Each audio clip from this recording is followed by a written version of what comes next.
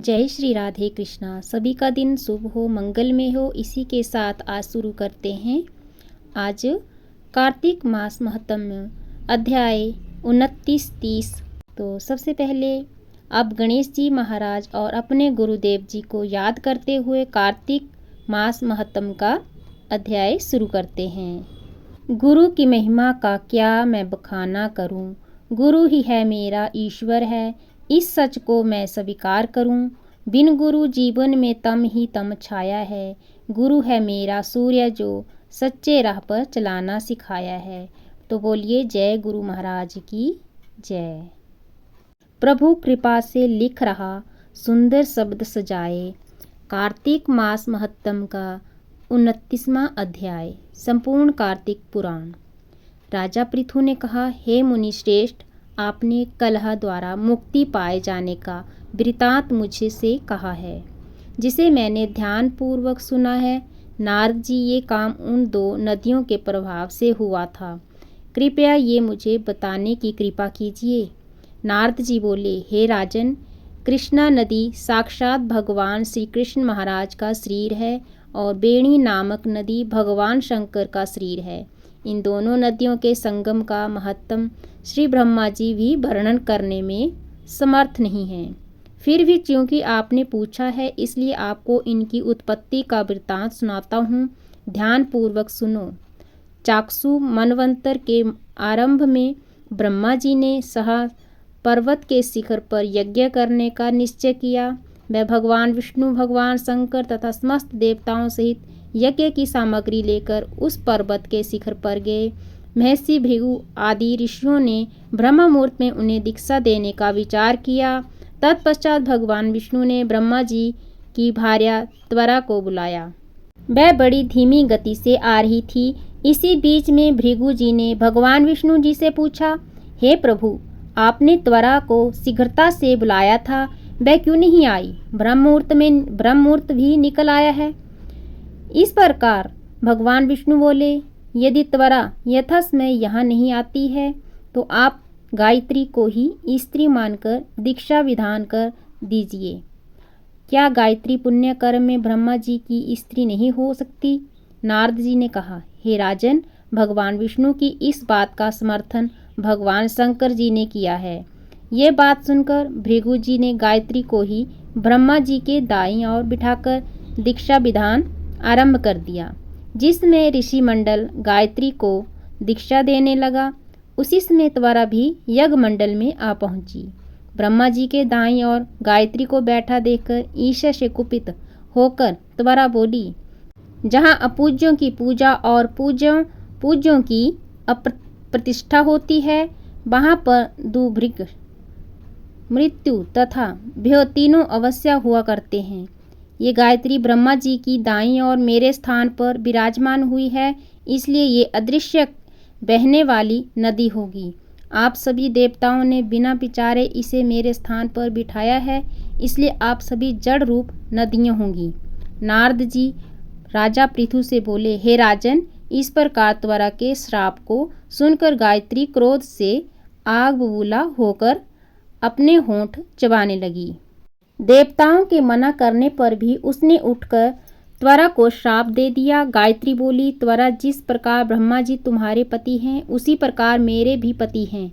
तुमने व्यर्थ ही श्राप दे दिया, इसलिए तुम भी नदी हो जाओ। तब देवताओं में खलबली मच गई। सभी देवता त्वरा को साष्टांग प्रणाम करके बोले, हे देवी, तुमने ब्रह्मा आदि समस्त देवताओं को जो श्राप दिया है वह उचित नहीं है, क्योंकि यदि हम सब जड़ रूप नदियाँ हो जाएंगे तो फिर निश्चय ही ये तीनों लोक ही नहीं बच पाएंगे। क्योंकि ये श्राप तुमने बिना विचार किए दिया है, इसलिए ये श्राप तुम वापस ले लो।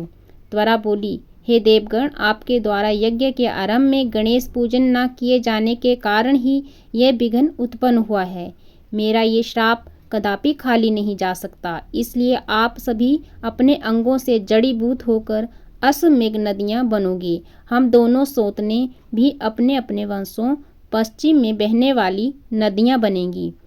नारद जी राजा पृथु से बोले, हे राजन, त्वरा की ये वचन सुनकर भगवान विष्णु, शंकर आदि सभी देवता अपने अपने अंशों से नदियाँ बन गए भगवान विष्णु के अंश से कृष्णा और भगवान शंकर के अंश से बेणी तथा ब्रह्मा जी के अंश से कुंदमवती नामक नदियां उत्पन्न हो गई। समस्त देवताओं ने अपने अंशों को जड़ बनाकर वहीं शाह पर्वत पर फेंक दिया।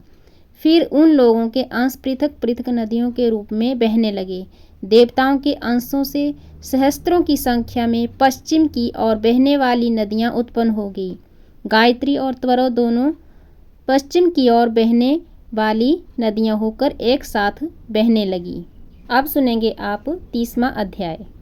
कार्तिक मास की कथा करती भव से पार, 30वां अध्याय लिखूं हुई हरि कृपा अपार।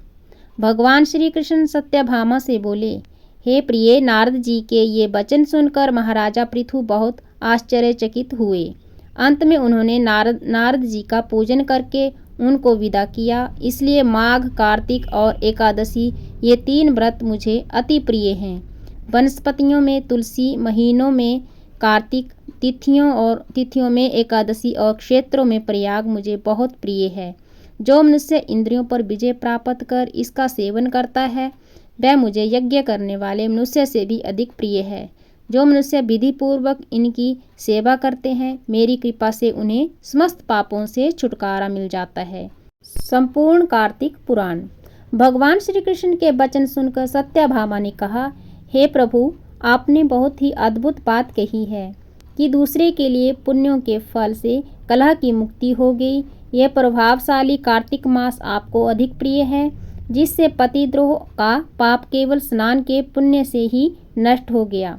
दूसरे मनुष्य द्वारा किया हुआ पुण्य उसके देने से किस प्रकार मिल जाता है, ये आप मुझे बताने की कृपा करें।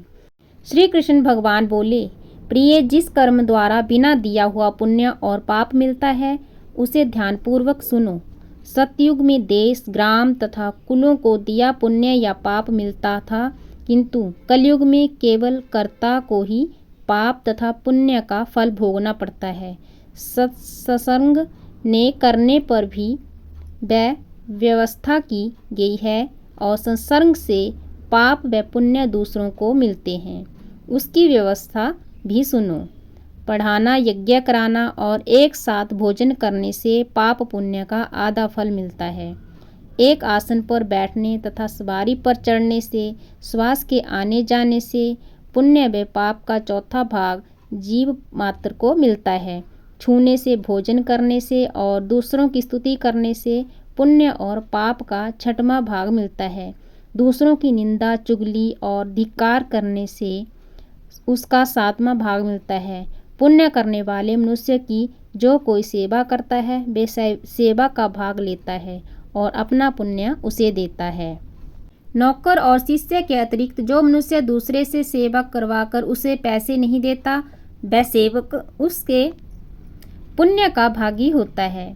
जो व्यक्ति पंक्ति में बैठे हुए भोजन करने वाले की पत्तल लांघता है वह उसे जिसकी पत्तल उसने लांघी है अपने पुण्य का 6वां भाग भी देता है। स्नान तथा ध्यान आदि करते हुए मनुष्य से जो व्यक्ति बातचीत करता है या उसे छूता है वह अपने पुण्य का 6वां भाग दे डालता है। जो मनुष्य धर्म के कार्य के लिए दूसरों से धन मांगता है वह पुण्य का भागी होता है। ठीक उसी प्रकार जिस प्रकार की दान करने वाला पुण्य का भागी होता है, जो मनुष्य धर्म का उपदेश करता है और उसके बाद सुनने वाले से याचना करता है वह अपने पुण्य का 6वां भाग उसे दे देता है। जो मनुष्य दूसरों का धन चुराकर उससे धर्म करता है वह चोरी का फल भोगता है और शीघ्र ही निर्धन हो जाता है, और जिसका धन चुराता है वह पुण्य का भागी होता है। बिना ऋण उतारे जो मनुष्य मृत्यु को प्राप्त होता है उनको ऋण देने वाले सज्जन पुरुष पुण्य के भागी होते हैं। शिक्षा देने वाला, सलाह देने वाला, सामग्री को जुटाने वाला तथा प्रेरणा देने वाला ये पाप और पुण्य के 6ठे भाग को प्राप्त करते हैं। राजा प्रजा के पाप पुण्य के षष्ठांग का भोगी होता है। गुरु शिष्यों का, पति पत्नी का, पिता पुत्र का, स्त्री पति के लिए पुण्य का 6ठा भाग पाती हैं। पति को प्रसन्न करने वाली आज्ञाकारी स्त्री पति के लिए पुण्य का आधा भाग ले लेती है। जो पुण्यात्मा प्राय लोगों को दान करते हैं वह उनके पुण्य का छठा भाग प्राप्त करते हैं। जीविका देने वाला मनुष्य जीविका ग्रहण करने वाले मनुष्य के पुण्य के छठे भाग को प्राप्त करता है। इस प्रकार दूसरों के लिए पुण्य अथवा पाप बिना दिए भी दूसरे को मिल सकते हैं, किंतु ये नियम जो कि मैंने बतलाए हैं ये कलयुग में लागू नहीं होते। कलयुग में तो एकमात्र कर्ता को ही अपने पाप व पुण्य भोगने पड़ते हैं। इस संबंध में एक बड़ा पुराना इतिहास है जो कि पवित्र भी है और बुद्धि प्रदान करने वाला कहा जाता है। उसे ध्यानपूर्वक सुनो।